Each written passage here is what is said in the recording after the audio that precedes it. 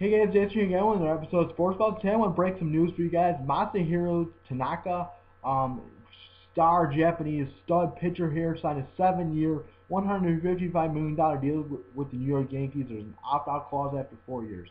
All right, Tanaka, you guys are unfamiliar, is a 25-year-old pitcher. Spent 7 years in the Japanese Professional Baseball League. He has a career win-loss record. And this is quite frankly very amazing. 99-35, an average ERA of 2.30 with 1,238 strikeouts in 1,315 innings here. He was 24-0 last year with a 1.27 ERA, leading his Eagles team in the Japanese League to the Japanese 2014 Japanese World Series. He does have his pitches include a fastball and a very good splitter. He is a front end of the rotation guy. The Yankees definitely needed that. So this is something that they just didn't want to be outbid in this situation. I'll get to that in a minute here. For me personally, I look at the situation. Of course, Tanaka is a star pitcher. He's got electric stuff. I've seen all the videos. He's quite frankly amazing in my opinion. Durability, I think, could be an issue though. He has pitched a lot of innings in 7 years. I said 1,315. That equates to about 150, between 150 and I think 200 innings a year, if I'm not mistaken. Like I said, durability may be an issue with the 7-year deal. So I believe the Yankees are actually looking for a 3 or 4 year deal out of the situation. Obviously, this is why they have the option. You never know how stuff can translate. I'll get to that in a little while and stuff like this. For me, obviously this does improve the Yankees. The Yankees, they lost Robinson Cano to the Seattle Mariners, a 10-year deal there. They needed a pitcher. They were desperate for a pitcher. Of course, lost Andy Pettitte this offseason, who retired. It's a big offseason for the team as far as free agency goes. I believe I heard they almost spent almost $500 million on 4 players here, including Brian McCann, Ellsbury, Carlos Beltran, and of course Tanaka right now. So it's definitely something. Free agency. The Yankees are again trying to buy themselves a championship. Not a bad thing, obviously. They had a bad year last year. They want to fill the seats. They want to get some interest back in the team, as I believe the team has realized with the A-Rod situation and just the Derek Jeter being out, the Cano leaving rather, Mariano Rivera retiring last season, and just the Yankees of old are not there anymore. So they need to bring some more interest. They did not want to be outbid, as I had just said. Tanaka joins a good-looking pitching staff, including CC Sabathia, who I believe is still the ace of the staff, Hiroki Kuroda, and Ivan and Nava, I believe his name is.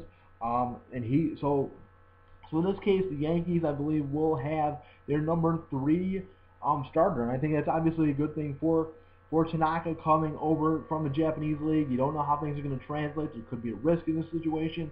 God forbid he gets injured. We don't know. And I think there'll be a good translation period. Of course, in the Japanese league, you only pitch, I believe, once every week if you're a star player, and if you're a starter pitcher. And so he's going to have to get used to the once every 5-day thing and whatnot. I believe, though, the reason why he signed with the Yankees and not the Dodgers had a lot to throw out at him, I'll get that in a minute, is because the Yankees have a huge Japanese following, of course, signing players like Ichiro. Ichiro's still on the team from the Seattle Mariners. Hideki Matsui, one of my favorite players of all time, who retired a couple years ago with the Athletics. Obviously, I believe that influence there in the Hiroki Kuroda situation, who I believe is the pitcher. As I said, will probably be the number 2 starter in this situation.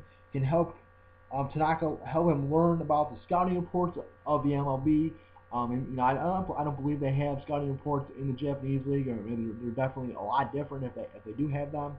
He can help him learn the nuances of the game. Help him, just find his way around this American culture, this baseball culture we have here in the United States of America. And I think something that will definitely help him a lot, help him get adjusted, help him get comfortable. All right, I do want to talk about the other teams in the situation and some interesting other teams. I kind of go in order here. Of course, we now know it's the New York Yankees that come on top. You got the Dodgers, or I believe the Dodgers were second, the Cubs were third, the Houston Astros were also rumored. I heard Ken Rosenthal of MLB Network say that on TV. And you have, I believe, the Diamondbacks. I also wrote down here in my notes. I'll get this in a minute. You have the Angels and the White Sox, Los Angeles Angels and the Chicago White Sox as well. All right, so let's get to the other teams. Of course, I already covered the Yankees and kind of what they did in the offseason and whatnot. Let's get to the LA Dodgers. Of course, the LA Dodgers, the big spenders with Yasiel Puig last year. And, that draw, he's an electric outfielder, an electric player, very young player. Cuban born, I believe. The Dodgers really did need Tanaka. They do have a amazing starting staff already. They have Clayton Kershaw, who signed a huge $215 million deal last week, and they do have Zach Greinke as well. Here, so they didn't necessarily need him on the pitching staff. It definitely would have helped. So in this case, if you're, let's say the Cubs were to get him, Cubs would put him on, the first or second starter, I believe, and if the Dodgers, or even, like I said, the Yankees got him, he would be a third starter. Either way, I believe either of these teams, the Yankees or the Dodgers, would have been a good fit for him. And they are, the Yankees are obviously, I think, a good fit for him as well. But he would have been in a good situation anyway. All right, the next team is, of course, another LA team, the Los Angeles Angels. I didn't really think they were a real player in this. I have not really heard anything about this.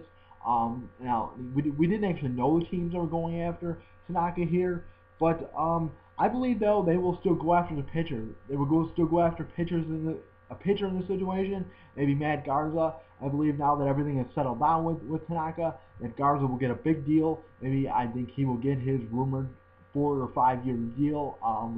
We'll see how that plays out if they, in fact, they do go after Garza here. Another team, my favorite MLB team, the Chicago White Sox. This team obviously is rebuilding. Paul Konerko signed a 1 year deal. This will probably be his final year as a major league player. You have Adam Dunn, who's a DH. They got rid of Alex Rios last year, and they're kind of wholesaling, kind of rebuilding from within, trying to strengthen their farm system and then build up again. They did get their own free. I didn't like the Angels. I don't think they were a huge player in this situation, but they did get their own star free agent and power hitter Jose Abreu. They did get Garcia, I believe his name is, as well. So they do have 1-2 punch in the center of that lineup. I believe very young. It's going to take, I believe, maybe 2 to 3 years, maybe 4 years for them to again be where they were in 2005 in this situation. Something very interesting there. Something to, if you're a baseball fan, keep an eye on Jose Abreu. I think he will down the road be very special as a first baseman in place of Paul Konerko. All right, another team, final team, another Chicago team, the Chicago Cubs here, rumored to be the second favorite in this situation. Of course, you got Theo Epstein, who was the GM of the Boston Red Sox, brought them a World Series championship. Starting in 2004 after that big drought here. And he has a track record of going hard on players and trying to build up his team. I think it's a huge loss for the Chicago Cubs. They're an up-and-coming team, very good, very young talent though. Of course, they are the laughing stock in the MLB because of course they could have won the World Series in 2003. That did not happen. The Florida Marlins won it instead because of Bartman, and there is supposedly a curse on the Cubs. But I believe this is yet a huge blow to them. Here, let me pull up my possible starters list here. Of course, I believe if Tanaka would have signed with the Cubs, of course, I believe they were going somewhere in the range of offering him $150 million deal is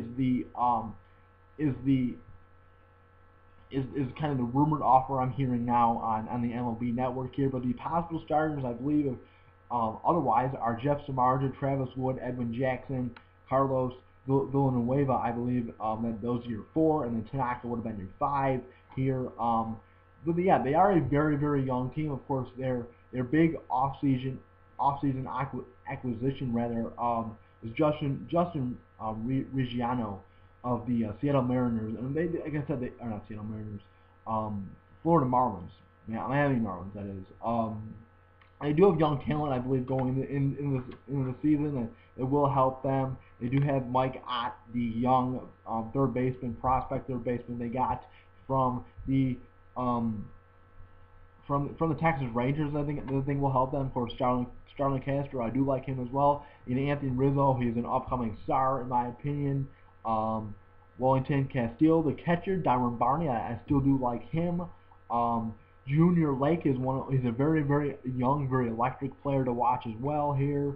It just does hurt them. I mean they need someone to solidify their roster there. They don't necessarily have the top of the line guy. In my opinion, Jeff Samardzija, he's a very solid pitcher, but he's not an ace. Um, I believe these are last year's stats I'm looking at. I believe he went 10-10, if I'm not mistaken. If that stat's completely wrong, I'm completely sorry for that. But and also the Cubs do have Chris Bryant as a young um, third baseman as well. But again, I think the Cubs, this would definitely put them over the top. Would definitely help them in the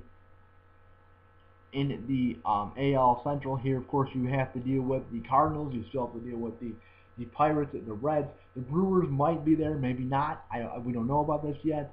But yeah, they're just a young rebuilding team, and I think Tanaka looked at it and was like, oh, I can't wait.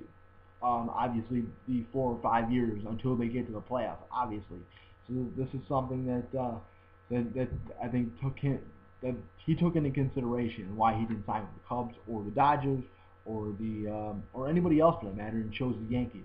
Another thing I do want to mention, another off-season acquisition that the Yankees did have was Brian Roberts as, I believe, a shortstop, second baseman. Obviously, we don't know about Derek Jeter. We don't know. So Brian Roberts can fill that hole wherever he goes in. I believe it'd be a second baseman then.